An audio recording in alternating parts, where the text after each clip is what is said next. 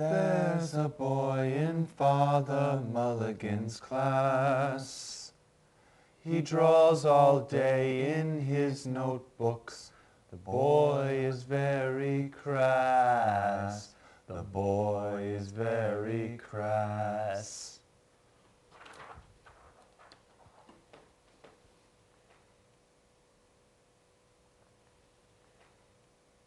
Good morning, class. How is everybody this morning?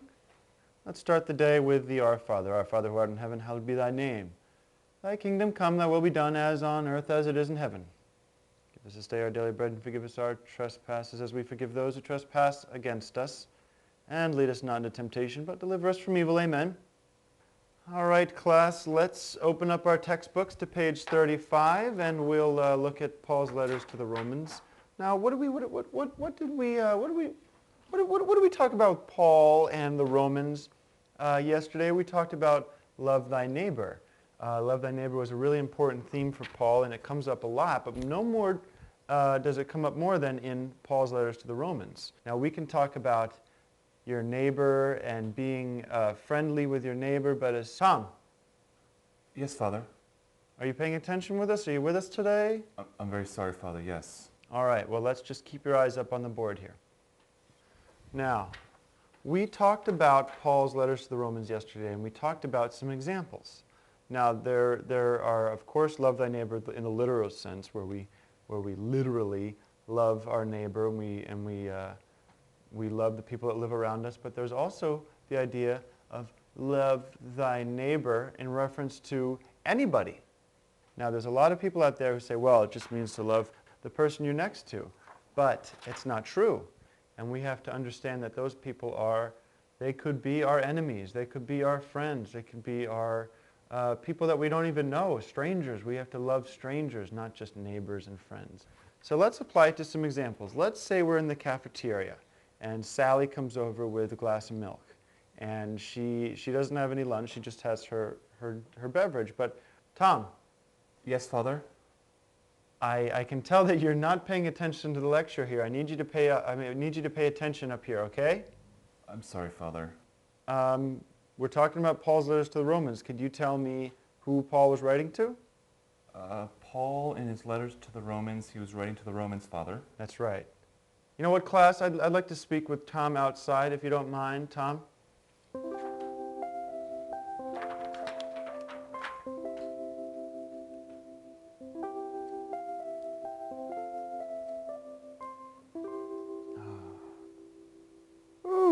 What a lovely day it is out here, isn't it, Tom? Yes, Father. It's too bad we have to be inside all day, huh? You're right, Father. Now, Tom, I know that you've been working on something during my lectures. It seems like you're working on some kind of sketch for an art class. I'm sorry, Father. I've just been so consumed with my drawings. Well, now don't get too upset. I happen to have a soft spot in my heart for the artiste. Do you mind if I take a look? Oh, no, Father, no. Oh, come on. I won't be too harsh a critic. Okay. Let me just take a peek. Ooh. Aha, I see. See, you've drawn Satan's little serpent with his two evil apples there, huh? Yes, Father. Wow, very interesting, very interesting. Looks to me like you've got a whole notebook full of these dirty little devils here. Yes. Oh, my. A couple pages, Father. My goodness. Let me just see a few more. Okay. Mm-hmm. Well, this is very interesting. Let me ask you something, Tom. How old are you? I just turned 9, Father. All right. That's a fairly healthy age for you to start exploring your sexuality. And I think it's healthy for you to be exploring your sexuality through some of these drawings. Pick it up for that one. I'll tell you, I think it's very healthy for you to be exploring your sexuality right now at this age, and I think it's a very healthy way of doing it through these sketches I see here. Mm-hmm. And I just wish you would keep it out of my classroom. Okay? It won't happen again, Father. I'm sorry. Why don't we go back inside and we'll get back to class, and you'll just promise to keep it out of my classroom from now on, okay? I'm sorry. All right, let's go.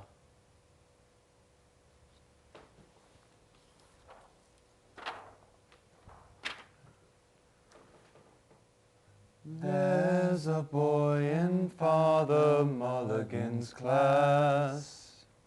He draws all day in his notebooks.